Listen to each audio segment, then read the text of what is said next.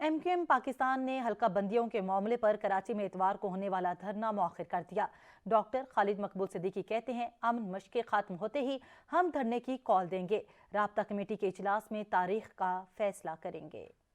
Governor Sindh کی کوششیں رنگ لے آئیں، ایم کیو ایم پاکستان نے کراچی کا دھرنا مؤخر کر دیا۔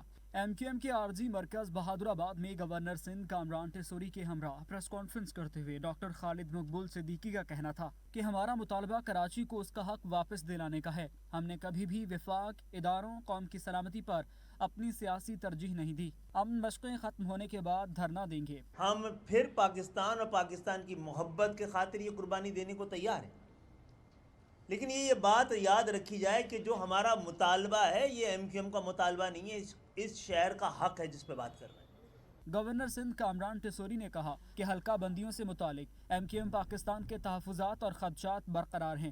خالد بھائی کا یہ کہنا بھی تھا کہ یہ میسیج بھی آپ دے دیں کہ ہم کسی صورت بھی اس دھرنے کو نہ ملتوی کریں گے، نہ اس سے دستبردار ہوں گے۔